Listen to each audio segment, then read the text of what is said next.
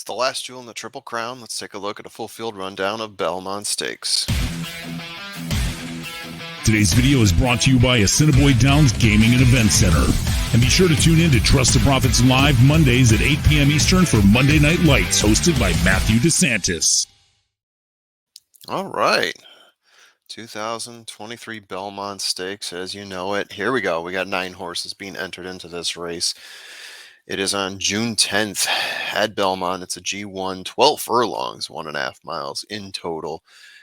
Let's get down to it. I mean, when I last looked at this field, we had, I think, 2 or 3 more horses potentially being added in here. Raise Cane is out. Prove Worthy's out. Those are the ones I remember off the top of my head.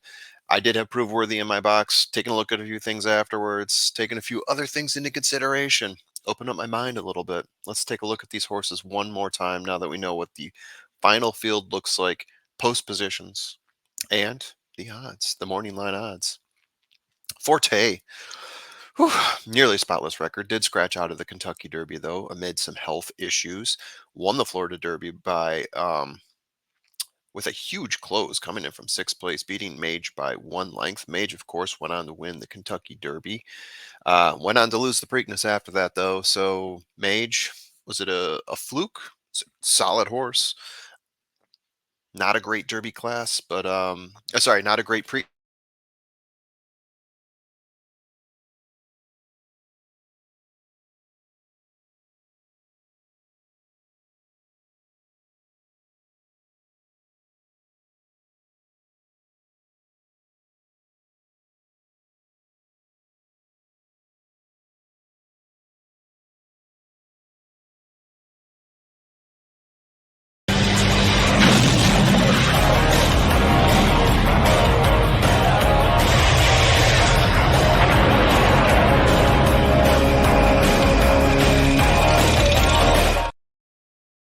So there you have that. He beat Loggins.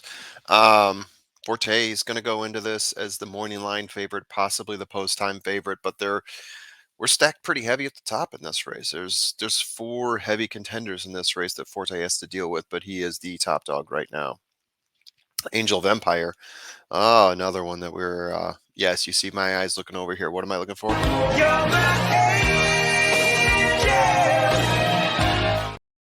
Yeah, Angel of Empire. He was my favorite to win the Derby. He did come in third, 1.5 lengths off of Mage.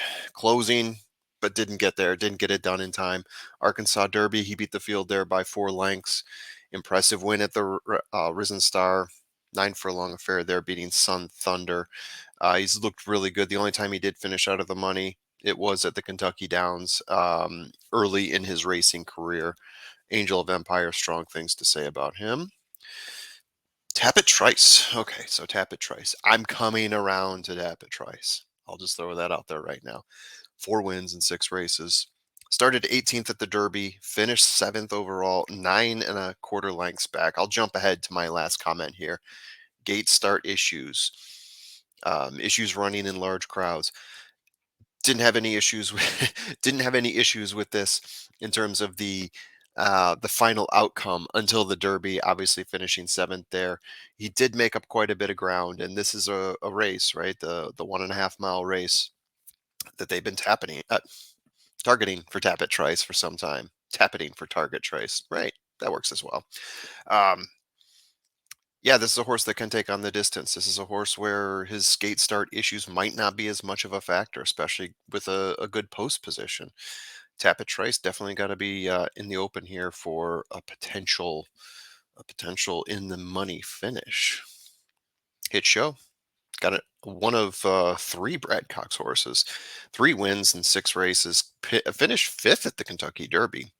Starting on the 1 hole there, definitely improved on his morning line ranking, I guess you could say, even post time ranking, by finishing 5th there, 6.25 lengths off the winner. So in a sense, he did better than Tapit Trice.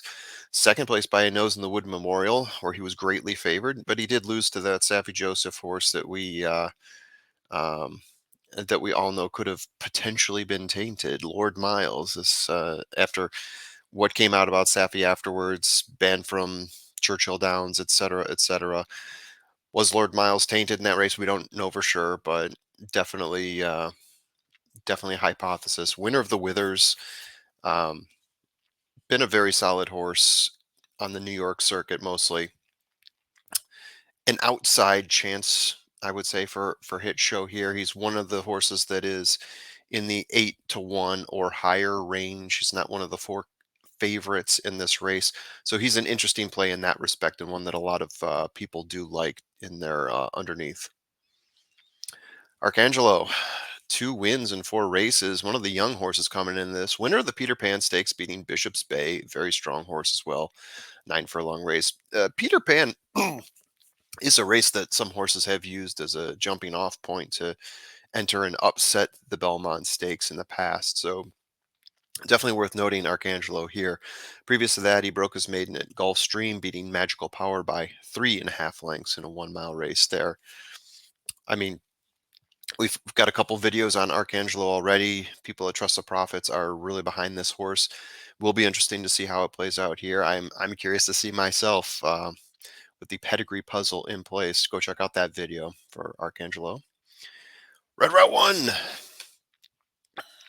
finishes in the money 50% of the time at Preakness, a race that we thought that, he should have been in the money for, or definitely contending for. He finished in 4th place there, nearly 5 lengths off of National Treasure.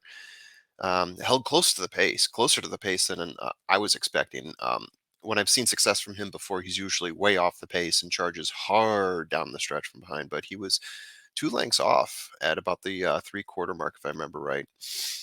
He did win the Bathhouse Row Stakes at Oaklawn, beating Tappet Shoes, who we're going to talk about later, by a head, going 9 furlongs there, closing from 4th at the top of the stretch, passing up Victory Formation and Two Eagles River in that one. It was a solid race. It had some pretty good horses in it. Nothing like this, nothing like Preakness.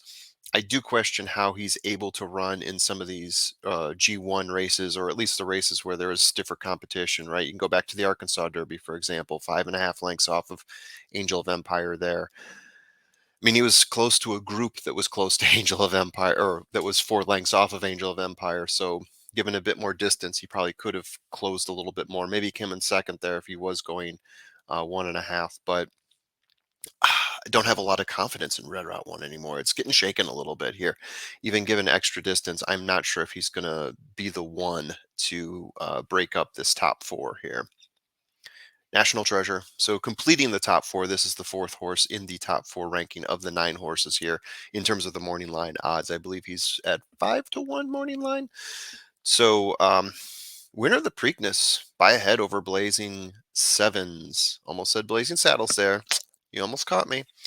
Yeah, so he beat Blazing Sevens in that race. Before that, I believe this is when he was with the Yak Bar, and he was 4th at the Santa Anita Derby, 3 lengths off of Practical Move and Mandarin Hero. Those 2 horses spoiled the day that day. National Treasure, 4th place. Hard to really get excited about that. 3rd at the Sham in a 5-horse race, losing by 1 length. His distance to the winner is not that bad in the races where he has come in 4th and 3rd. I'll put that out there. Came in 3rd, the BC Juvenile. That was a while back, to Cave Rock and Forte, 3 3/4 lengths behind. So National Treasure definitely up for consideration here. 3-week turnaround from Preakness, where he did look really strong, and the most likely pace setter in the group. It's difficult to find another horse that will challenge him. Maybe another horse coming up here that I'm going to mention is Il Miracolo, if I'm saying that right. If not, no big deal.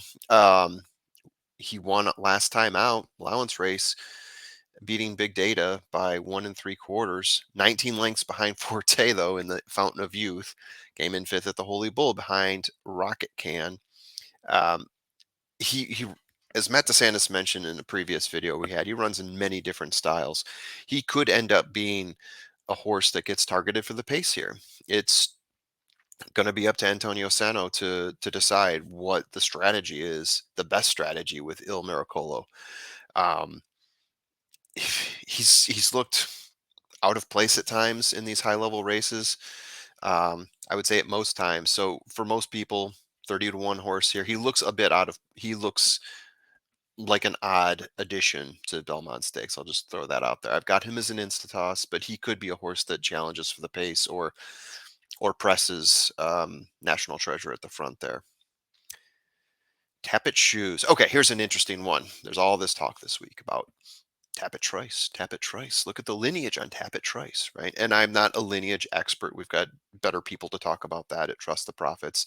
Go to Jessica's pedigree puzzle videos to really get some solid information there.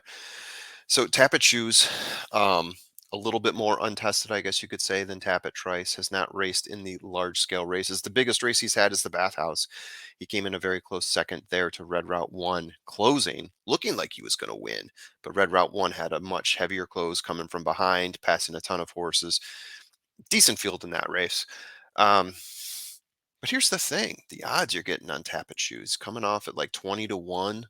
And if people are actually considering Tappet Trice in here based on lineage, Tappet shoes being trained by Brad Cox, he could be taking that jump. He could be taking that leap to the next level. I'm not saying he's going to win, but if you're looking for a horse to throw underneath there to get a little bit of value, that 20 to 1 Tappet shoes, I feel like is a strong presence here. Only had one race that he's won, which is his maiden at the fairgrounds, but he's been in a few other races, been looking competitive. I guess I'll say competitive at the very least in a few of these. Um, but we're going a mile and a half here. Tappet pedigree. Will that come into play? Let's see. Here's my strategy. Jumping ahead here all the way to the end. And the winner, of course, I'm going to stick with Angel of Empire. And the way I see this happening, Forte's in there. Tappet Trice is in there. I think they're going to take some money. El Hombre doesn't buy this. I think National Treasure is going to take some money. I think there's enough people out there who are going to bet the Baffert horse that just won Preakness um, to end up pushing Angel of Empire's odds up a little bit. Angel of Empire maybe going off at 9 to 2, maybe going off 5 or 6 to 1. Who knows? It depends how much money actually goes to some of these other horses I've mentioned. He could be the one that ends up getting pushed out, and you might end up getting a better price on him. And I like what he did at the Derby. None of those Derby horses that beat him are actually in this race, and I still have question marks about Forte. I mean, I do believe that Pletcher believes that he's in good enough shape to run this. I've got him in my box here, so I'm keen on Angel of Empire. You got to consider Forte. I am bumping up Tappet Trice, though. I'm putting him ahead of Forte here, even though in my line it's Forte, Tappet Trice. I thought about putting National Treasure in here, but I just can't do it. I just can't pull myself to do it. It was between National Treasure and Forte, and you can see Matt DeSantis and El Hombre duke it out over those two. It's fun to watch, to be honest. I am throwing in Tappet shoes there for the value, thinking if anyone can break up that party and possibly make his way into a trifecta box, it is Tappet shoes. That's what I'm going with over Red Route 1. So there you have it, guys. What do you think? Hit me up in the comments section. Tell me how terrible I am or great. Hit subscribe if you haven't done so already. We love to hear your comments, no matter how crazy and zany they are. Some of them are. Anyway, peace out.